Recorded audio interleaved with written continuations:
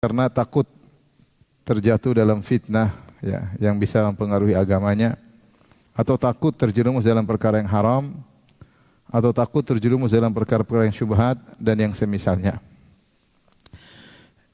Al-Imam Nawawi rahimahullah taala ya membahas tentang bab tentang al-uzlah, yaitu menyendiri ya. Dan datang dalam hadis yang lain Rasulullah menjelaskan tentang keutamaan berbaur dengan masyarakat. Kata Nabi sallallahu alaihi wasallam, "Al-mu'min alladhi yukhalitun nas wa yasbir ala adahum khairun minal mu'min alladhi la yukhalitun nas wa la yasbir ala adahum." Seorang mukmin yang berbaur dengan masyarakat dan bersabar dengan gangguan mereka lebih afdal, lebih baik daripada seorang mukmin yang tidak bergaul dengan masyarakat dan tidak sabar dengan gangguan mereka. Maka di sini ada dua hadis yang terkait dengan keutamaan berbaur dengan masyarakat dan hadis-hadis yang menjelaskan keutamaan untuk menyendiri, menjauh dari masyarakat. Bagaimana kita mengkompromikan? Maka para ulama mengatakan bahwasanya kembali kepada masing-masing orang dan juga kembali kepada situasi bertahan dan bersabar dengan gangguan masyarakat, karena dakwah tentu butuh kesabaran. Ya, dakwah butuh kesabaran, menyampaikan kebenaran butuh kesabaran, mengingatkan orang dari keburukan juga butuh kesabaran, karena menghalangi manusia dari mengikuti hawa nafsunya, tentu manusia akan marah. Kita bilang haram-haram, orang tentu akan marah, maka bersabar. Taib, oleh karenanya di sini al-Imam aktivitas kita seharusnya seluruhnya untuk ibadah dan menjauh dari kemaksiatan, itu seharusnya. Ya, seharusnya demikian. Maka kalau ternyata ada kondisi yang buat kita terhalang dari beribadah, malah justru membuat terjerumus dalam maksiat, harusnya kita menjauhi kondisi tersebut. Dari situlah kenapa disyaratkan hijrah. Kenapa para sahabat disuruh berhijrah dari Mekah menuju Madinah? Karena mereka sudah tidak bisa lagi beribadah di Mekah. Kalau mereka beribadah di Mekah, mereka disiksa, mereka dilarang untuk ke Masjidil Haram, ya. Sebagian mereka dibunuh, harta mereka diambil, maka Allah suruh mereka berhijrah.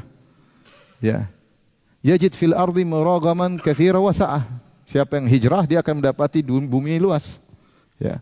Kemudian akan ada rezeki tempat lain. Ya, jangan memaksakan diri untuk bertahan di situ sehingga tidak bisa beribadah kepada Allah Subhanahu wa taala. Harus pergi karena tujuan kau diciptakan oleh Allah adalah agar engkau bisa beribadah kepada Allah dan menjauhi maksiat. Disinilah sisi kenapa dianjurkan untuk uzlah, menyendiri agar dia selamat, agamanya selamat, agar dia bisa beribadah kepada Allah Subhanahu wa taala. Al-Imam Nawawi rahimahullah seperti kebiasaan beliau membawakan dalil dari Al-Qur'an maupun dari sunnah. Yang pertama beliau bawakan dalil dari surat Az-Zariyat ayat 50. Kata Allah Subhanahu wa taala, "Fafirru ila Allah inni lakum minhu nadhirum mubin." Ya. Larilah kalian menuju Allah Subhanahu wa taala, sesungguhnya aku adalah pemberi peringatan yang nyata bagi kalian ya. Di sini Allah menyuruh larilah menuju Allah Subhanahu wa taala. Apa kata Syekh Sa'di rahimahullahu taala? Beliau menafsirkan ayat ini. Apa makna al-firar ilaih? Larilah menuju Allah. Kata beliau, al-firar mimma yakrahuhullah zahiran wa batinan. Yaitu kabur dari apa yang dibenci oleh Allah, baik perkara zahir maupun perkara batin. Ilallah ilama yuhibbuhu. Larilah menuju perkara yang dicintai oleh Allah, zahir maupun batin. Contohnya firaru minal jahli ilal ilm. Larilah kalian meninggalkan kejahilan menuju ilmu. Wa minal kufri ilal iman. Kaburlah kalian dari kekufuran menuju keimanan. Wa minal ma'siyah ila ta'ah. Kaburlah kalian meninggalkan maksiat, larilah menuju ketaatan. Wa minal ghaflah ila dzikrillah. Dari kelalaian menuju berzikir kepada Allah Subhanahu wa taala. Faman istakmala hadhil umur faqad istakmala ad-dina kullahu. Siapa yang menyempurnakan ini semua, dia meninggalkan kejahilan menuju kepada ilmu, meninggalkan keharaman menuju kepada ketaatan, meninggalkan maksiat kepada ketaatan, meninggalkan kelalaian menuju pada zikrullah, maka dia telah menyempurnakan agamanya. Ya. Jadi ini maksudnya lari menuju Allah Subhanahu wa taala. Intinya meninggalkan perkara-perkara yang dibenci oleh Allah, di antaranya meninggalkan maksiat, meninggalkan syubhat, meninggalkan syahwat, ya, meninggalkan perkara-perkara yang haram. Dan di antara cara untuk lari menuju Allah, zahir dari ayat ini, Imam Nawawi bawakan adalah dengan beruzlah. Tatkala kau tinggal suatu daerah, kau tidak bisa terlepas dari maksiat di situ, maka tinggalkan. Kalau perlu berhijrah, hijrah. Ya. Daripada kau terjebak di situ, terjerumus itu, tidak ada alasan. Dia bilang, saya bagaimana darurat, terpaksa. Enggak ada terpaksa, bumi Allah luas. Ya. Alam takun ardullahi wasi'ah fatuhajiru fiha. Bukankah bumi Allah luas? Ya. Kau bisa berhijrah kepadanya ya. Cari rezeki tempat lainnya. Saya pernah ditanya, ada orang kerja di negeri Paman Sam ya. Tanya, Ustaz, saya kerja di sini, Ustaz, saya tidak bisa sholat Jumat karena saya terpaksa tidak bisa. Karena saya sholat Jumat saya akan diberhentikan. Apa yang harus saya lakukan? Saya bilang berhenti. Emang nggak ada kerjaan lain? Emang kalau kau tidak kerja di situ kau mati ya? Saya bilang berhenti. Ngapain? Ya.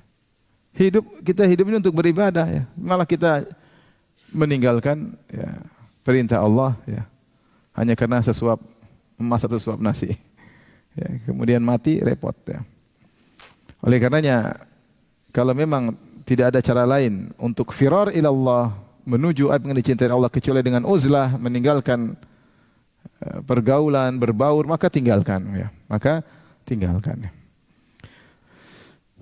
Tentunya ini berbeda situasi dan kondisi ya. Berbeda juga antara satu orang dengan yang lain sebagaimana kita jelaskan di awal ya. Ada orang yang bisa bertahan melakukan perbaikan, ada orang tidak bisa bertahan malah rusak, ikut-ikutan rusak. Bagi yang tidak bisa bertahan, malah ikut-ikutan rusak, maka wajib bagi dia untuk menjauh, meninggalkan berbaur dengan masyarakat yang rusak. Kemudian Imam Nawawi rahimahullah membawakan beberapa dalil, di antaranya dari Sa'ad bin Abi Waqqas radhiyallahu anhu, salah seorang sahabat yang jadi masuk surga. Beliau berkata, sami'tu Rasulullah sallallahu alaihi wasallam yaqul, aku mendengar Rasulullah SAW bersabda, innallaha yuhibbul 'abda at-taqiyyal ghaniyal khafiyya. Rawahu Muslim.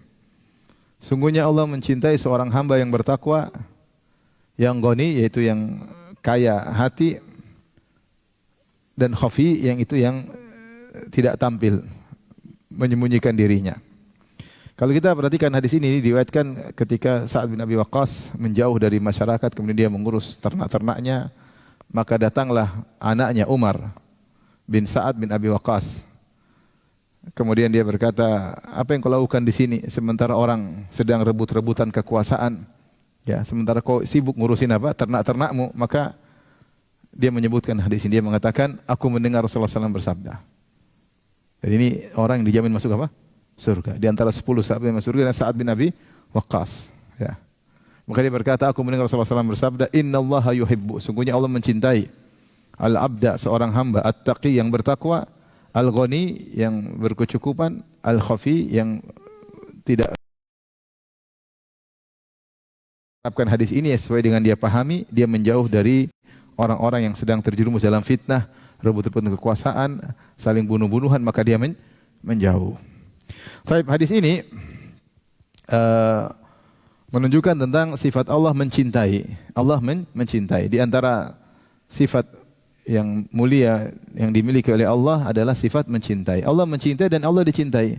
Allah mengatakan, "Fasawfa ya'tillahu biqaumin yuhibbuhum wa yuhibbunah." Allah akan mendatangkan suatu kaum yang Allah mencintai mereka dan mereka juga mencintai Allah Subhanahu wa taala. Demikian juga ketika Rasulullah ingin memberikan bendera peperangan kepada Ali bin Abi Thalib, Rasulullah SAW mengatakan, la utiyanna rayata ghadan rajulan yuhibbullaha wa rasulahu wa yuhibbullahu wa rasuluhu. Besok aku akan berikan bendera peperangan kepada seorang lelaki yang dia mencintai Allah dan Rasulnya, dan Allah dan Rasulnya juga mencintainya. Maka di antara sifat mulia Allah adalah Allah bisa mencintai dan Allah bisa dicintai. Ini salah satu sifat yang ditolak oleh Asy'ariyah. Orang Asy'ariyah mengatakan tidak ada sifat mencintai. Kalau cinta maksudnya ditafsirkan dengan menghendaki iradah.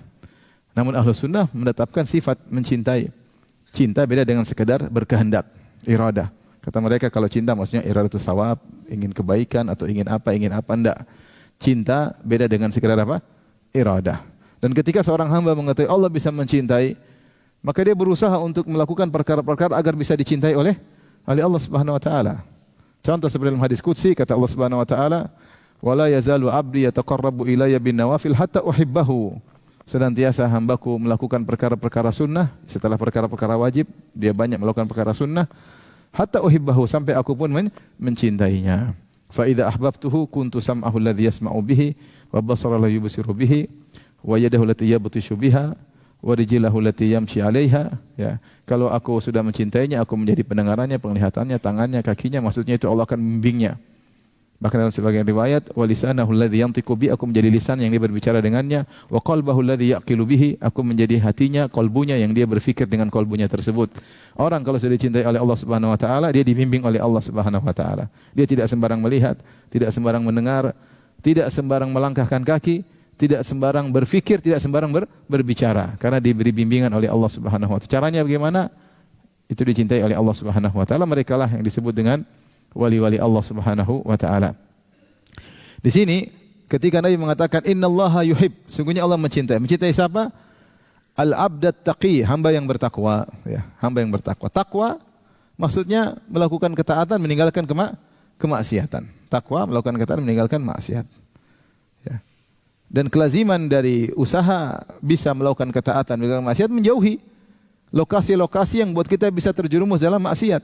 Menjauhi teman-teman yang bisa menggiring kita kepada maksiat, menjauhkan diri dari pekerjaan-pekerjaan yang bisa menjeburkan kita dalam kubangan kemaksiatan. Konsekuensi takwa, maka menjauh dari itu semua. Innallaha yuhibbul 'abdat taqi, yang bertakwa melakukan kebajikan dan meninggalkan kemaksiatan. Al-ghani, yang kaya, maka dua tafsiran.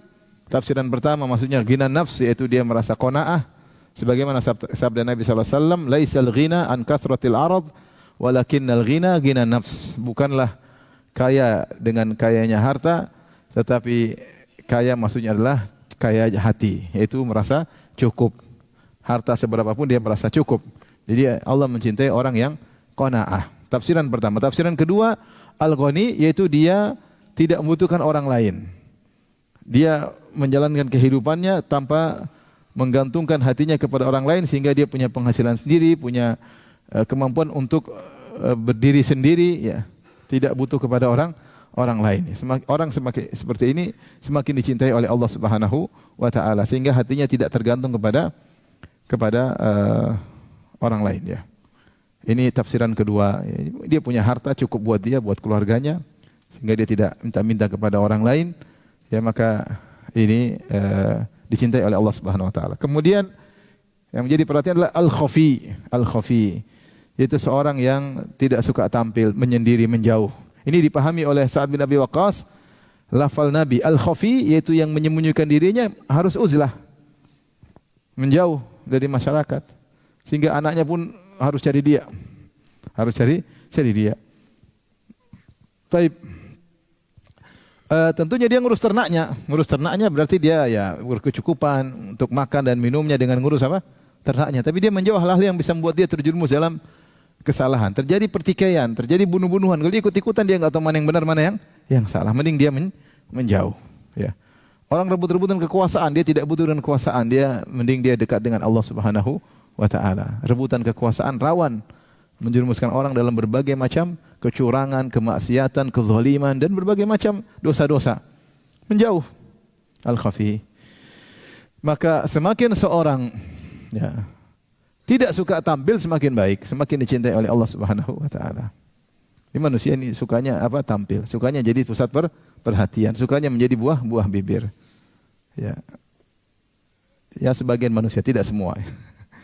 Senangnya bikin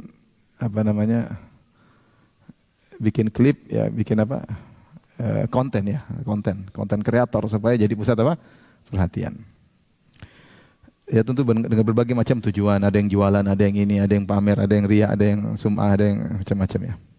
Ya, intinya selama bisa kita tidak jadi bahan omongan orang, itu yang terbaik. Masjid kerja, ya, nggak usah ribut sana ribut sini, bikin heboh dunia persilatan, bikin heboh sana sini, jadi bikin ribut orang semua. Ya, gelisah, harus bikin konten tiap hari. Kalau bisa seperti itu yang terbaik. Kecuali orang-orang yang mungkin ingin berdakwah, ingin menyampaikan ilmu, mau tidak mau dia harus tampil. Tampil seperlunya dalam hal untuk menyampaikan ilmu. Tidak semua kita tampilkan, jalan-jalan sama istri ditampilkan, makan bakso ditampilkan ya. Apalagi liburan sama kawan-kawan ditampilkan. Yang tidak ilmu tidak usah ditampilkan. Yang ada ilmu silakan. Agar kita bisa mengamal al-khafi ya. Al-khafi. Namun sebagian orang kita makan di soto yang ditampilin. Subhanallah. Jadi repot ya. Oleh karenanya sebisa mungkin tidak menjadi bahan pembicaraan orang lain, bahan pembicara di fokus dilihat oleh orang itu lebih baik. Al-khafi ya. Al-khafi, dan itu lebih baik jauh daripada riya. Jauh daripada riya. Tapi kalau semua aktivitas kita ditampilkan atau privasi kita bahkan ditampilkan, ya, akhirnya kita hidup terkadang harus pura-pura. Ya, harus riya ya, supaya tampil selalu baik, supaya dipandang orang baik daripada yang sebenarnya. Ya, dan seterusnya hidup dalam kepura-puraan. Ya, kesana kemari bawa 5 kameramen. Jadi hidup jadi susah ya. Jadi susah. Kalau ilmu ditampilkan tidak apa. Selain ilmu sebaiknya kita menjauh. Baik, hadis berikutnya wa an Abi Sa'id Al-Khudri radhiyallahu anhu qala qala rajulun ayyun nasi afdal ya Rasulullah. Seorang bertanya kepada Nabi, wahai Rasulullah, siapa orang yang paling afdal? Qala mu'minun mujahidun bi nafsi wa mali fi sabilillah. Seorang mukmin yang berjihad dengan jiwanya dan hartanya di jalan Allah Subhanahu wa taala. Ini manusia terbaik yang berjihad di jalan Allah Subhanahu wa taala. Bagaimana tidak terbaik dia mengorbankan jiwa raga dan hartanya ya. Jiwa raga dan hartanya itu jihad yang syar'i ya, tentunya yang dimaksud. Qala thumma man? Kemudian siapa setelah itu? Qala thumma rajulun mu'tazilun fi sya'bin min syi'abi ya'budu rabbahu. Perhatikan kata Nabi sallallahu alaihi wasallam, kemudian orang yang mu'tazil, yang menyendiri. Fi sya'ab itu atau syi'ab adalah jalan di antara dua gunung atau jalan di celah-celah pegunungan. Di antara ternyata ada jalan namanya syi'ab. Ya. Dan ini banyak di Mekah, makanya dikatakan ahlu Makkah adra bi syi'abiha. Penduduk kota Mekah lebih tahu jalan-jalan di sekitar gunung, di antara gunung-gunung daripada orang luar kota Mekah. Ini pepatah ya. Artinya orang daerah lebih tahu tentang daerahnya. Jadi ahlu Makkah adra bi syi'abiha. Penduduk kota Mekah lebih tahu tentang syi'ab, jalan-jalan yang ada di gunung-gunung. Karena Mekah ada gunung-gunung. Di antara gunung-gunung ada jalan-jalan di celah-celah ya. Kata Nabi sallallahu alaihi wasallam, orang kedua yang di bawah manzilahnya mujahid adalah orang yang menyendiri fi syi'bin minasyi'ab. Di salah satu jalan di gunung-gunung dalam rangka apa? Ya'budu rabbahu, dalam rangka menyembah Rabbnya ya. Ya. Wa fi riwayatin, dalam riwayat yang lain, yattaqillaha wa yada'un nasa min syarrihi. Dia bertakwa kepada Allah di tempat tersebut dan dia meninggalkan masyarakat ya agar tidak mengganggu masyarakat. Agar dia tidak mengganggu masyarakat. Agar tidak mengganggu masyarakat dia menjauh, dan agar tidak terganggu oleh masyarakat juga dia menjauh. Jadi ini dalil bahwasanya seorang yang dalam rangka beribadah kepada Allah Subhanahu wa taala menyendiri, maka itu adalah afdal, termasuk manusia terbaik, karena tujuan dia adalah untuk beribadah kepada Allah Subhanahu wa taala. Namun perlu saya ingatkan, para ulama mengatakan uzlah ada dua. Ada uzlah yang syar'iyah, ada uzlah yang bid'iyah. Uzlah syar'i maksudnya dia menyendiri tapi tidak meninggalkan kewajiban-kewajiban. Dia tetap punya kewajiban ngurus anak istrinya, ya misalnya dia menjauh, dia pergi ke syi'ib, dia ngurusi onta-onta, kambing-kambing, waktunya beri nafkah, kasih nafkah kepada anak istri. Yang penting dia sholat, ibadah, waktunya Jumatan dia Jumatan, balik lagi ngurusin ternak-ternaknya. Ini tidak jadi masalah. Dia menyendiri tapi tidak meninggalkan kewajibannya. Adapun uzlah menyendiri yang bid'iyah ya, yang dilakukan oleh sebagian kaum sufi ya, menyendiri, masuk di kamar gelap-gelapan ya, tidak keluar 2 minggu, tidak sholat Jumat, tidak pergi ke masjid ya. Ini uzlah yang bid'ah karena meninggalkan perkara-perkara yang Allah wajibkan kepadanya. Tidak cari nafkah buat anak istri, ini bid'ah ya. Ini bid'ah. Tidak disyariatkan karena tidak dilakukan oleh sahabat. Sahabat meskipun menyendiri dia tetap bertanggung jawab kepada anak istrinya. Bukan kemudian menyendiri dalam kamar, matikan lampu ya. Tidak makan kecuali yang putih-putih. Misalnya ya, ini repot ya. Tidak boleh berbicara dengan seorang pun ya. Nah, ini tidak disyariatnya seperti ini. Akhirnya meninggalkan salat Jumat. Akhirnya meninggalkan salat berjamaah ya. Hak anak istri tidak ditunaikan. Ini uzlah yang bid'ah. Sampai sebagian mereka kemudian masuk ke dalam ruangan kemudian pergi ke Sidratul Muntaha. Dari mana? Dari Sidratul Muntaha. Masya Allah. Jalan-jalan ke Sidratul Muntaha. Tujuannya apa? Tujuannya agar ya'budu rabbahu, agar dia bisa menyembah Allah Subhanahu wa taala. Ini tujuan mulia, maka seorang terkadang menyendiri untuk menyembah Allah Subhanahu wa taala. Wa anhu, demikian juga dari Abu Sa'id Al-Khudri radhiyallahu anhu, qala Rasulullah sallallahu alaihi wasallam, Rasulullah sallallahu bersabda, yushiku an yakuna khairu malil muslim ghanamun yatba'u biha sya'afal jibal wa mawaqi'al qatar yafirru bidinihi minal fitan, rawahul Bukhari. Kata Nabi SAW, hampir-hampir harta terbaik seorang muslim, hampir-hampir akan datang suatu masa di mana harta terbaik seorang muslim adalah kambing-kambing yang dia gembalakan di puncak-puncak gunung dan di tempat jatuhnya hujan, yaitu di lembah-lembah. Tujuannya apa? Yafirru bidinihi minal fitan. Dia lari bawa kabur agamanya agar selamat dari fitnah. Ini kondisi tertentu di mana fitnah sudah merajalela.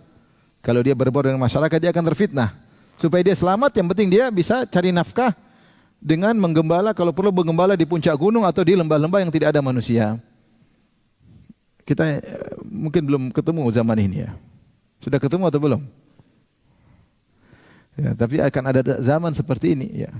Yang seorang baru bisa selamat kalau dia kemudian kabur ke puncak gunung ngurusin kambing-kambingnya, onta-ontanya ya, kambing-kambingnya ya.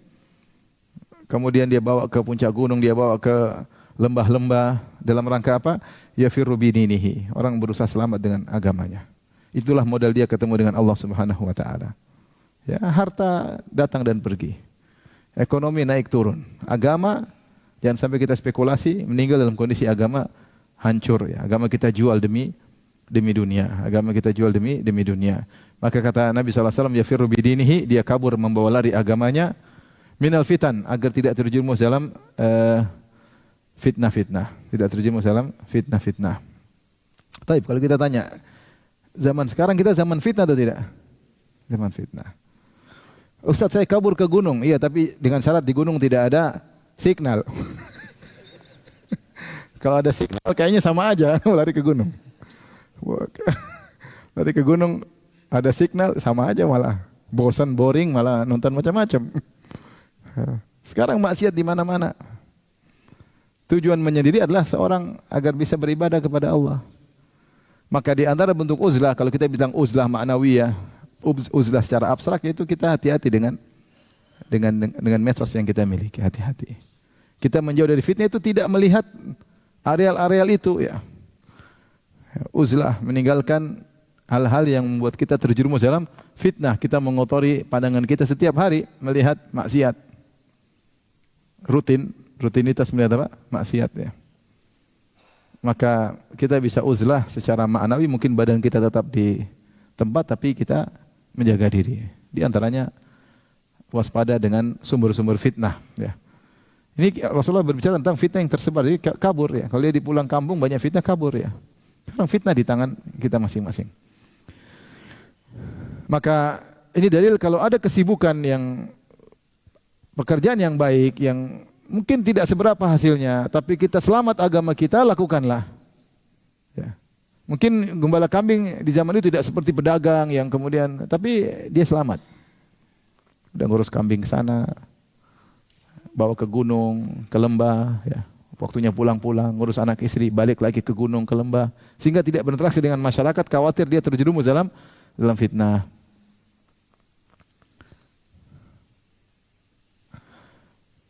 Baik, kita lanjutkan hadis berikutnya. Wa Nabi Hurairah radhiyallahu taala anhu anin Nabi sallallahu alaihi wasallam qala, Rasulullah SAW bersabda, "Ma ba'atsallahu nabiyyan illa ra'al ghanam." Tidaklah Allah mengutus seorang nabi pun kecuali akan menggembalakan kambing, kecuali penggembala kambing. Faqala ashabuhu, Rasulullah, para sahabat berkata, "Wa anta, engkau juga gembala kambing ya Rasulullah?" Kata Rasulullah, "Na'am, kuntu ar'aha ala qararita li ahli Makkah." Saya dulu gembala kambing, bukan kambing Nabi, tapi kambingnya orang-orang Mekah, agar mendapatkan qararit. Qararit itu pecahan dinar atau pecahan dirham, ya. Pecahan dinar atau pecahan apa? Dirham, ya. Itu mata uang yang lebih kecil daripada dinar dan apa? dirham, dapat upah. Jadi Rasulullah mengatakan saya juga menggembalakan kambing. Dan Rasulullah mengatakan setiap nabi pasti menggembalakan kambing. Bahkan subhanallah Nabi Musa yang tidak diduga bakalan menggembalakan kambing, ternyata dia menggembalakan kambing juga. Bagaimana tidak, Nabi Musa tinggal di istana Fir'aun, jadi anak angkat Fir'aun. Bahkan dikatakan Musa anaknya Fir'aun. Hidup dengan kekayaan, tidak mungkin namanya anak angkat raja menggembalakan apa? Kambing. Tapi Allah takdirkan dia harus menggembalakan kambing. Akhirnya dia melakukan kesalahan, membunuh salah seorang dari Akbat, dari suku Fir'aun. Akhirnya dia jadi buronan Fir'aun dan balantarnya. Dia kabur pergi ke Madian. Akhirnya dia gembalakan kambing untuk bayar mahar. Untuk bayar apa? Mahar. Adapun Nabi menggembalakan kambing untuk mencari nafkah. Ada yang mengatakan untuk membantu pamannya Abu Talib. Karena Abu Talib miskin. Maka Rasulullah SAW menggembalakan kambing untuk membantu pamannya. Abu Talib punya anak banyak. Rasulullah bantu dengan menggembalakan kambing. Timbul pertanyaan, kenapa Imam Nawawi rahimahullah membawakan ini? Apa kaitannya dengan bab al-uzlah? Apa kaitannya dengan al-uzlah? Sebenarnya mengatakan al-uzlah, maksudnya Imam Nawawi bawakan hadis ini seakan-akan beliau ingin mengatakan, kalau memang kau selamat dengan cara menggembalakan kambing, maka tidak usah malu untuk melakukannya. Karena ada orang-orang bertakwa yang pernah menggembalakan kambing, itu para nabi dan rasul. Kalau ada pekerjaan yang buat kau selamat, ya, lakukan, daripada kau pekerjaan bergengsi tapi ternyata terjerumus dalam berbagai macam kemaksiatan. Kalau selamat dengan cara gembala kambing, maka lakukan. Ya. Tentu hikmah, subhanallah, para ulama menyebutkan kenapa para nabi menggembalakan kambing.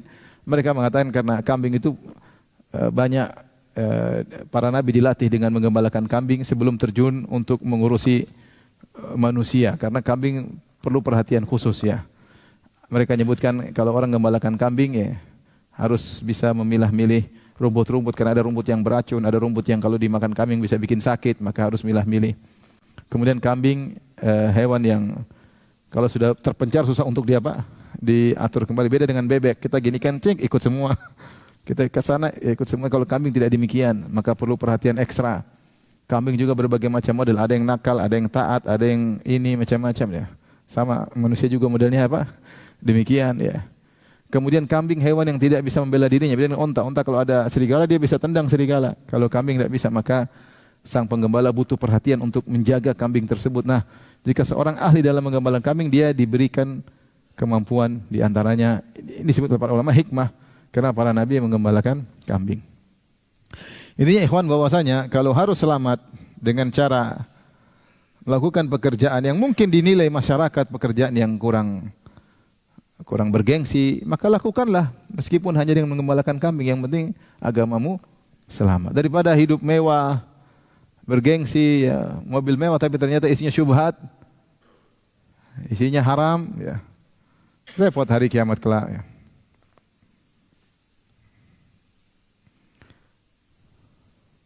Tapi hadis terakhir yang kita sampaikan bersama kali ini, wa anhu an Rasulillah sallallahu alaihi wasallam anhu qala, Rasulullah SAW bersabda, min khairi ma'asyin nasi lahum rajulun mumsikun anana farasihi fi sabilillah, ya. Ya, di antara kegiatan manusia yang baik bagi mereka adalah seorang, ya, yang memegang tali kekang kudanya fi sabilillah, dalam rangka untuk berjihad di jalan Allah Subhanahu wa taala.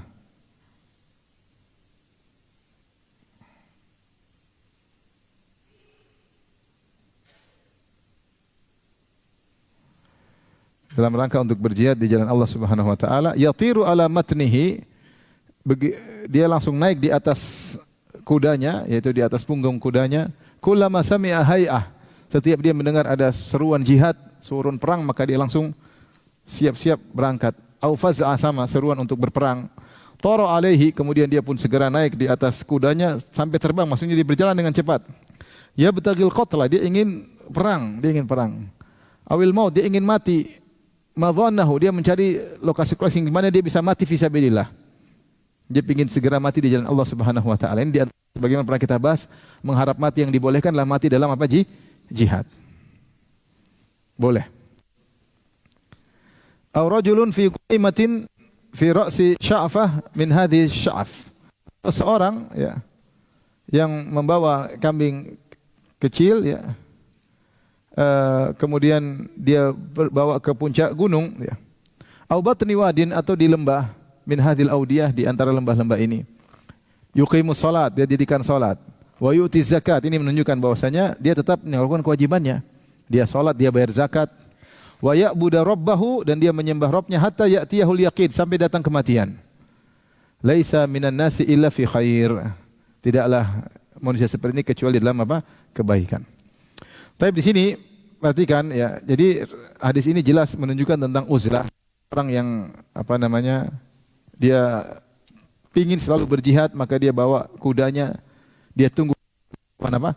Jihad. Ketika suruh jihad, kemudian dia segera pergi menuju jihad tersebut, dan dia mencari kondisi-kondisi yang di mana dia bisa meninggal dalam jihad, syahid ya. Yang kedua adalah seorang yang menjauh ya, dia membawa kambingnya ya ke atas puncak gunung atau di lembah-lembah.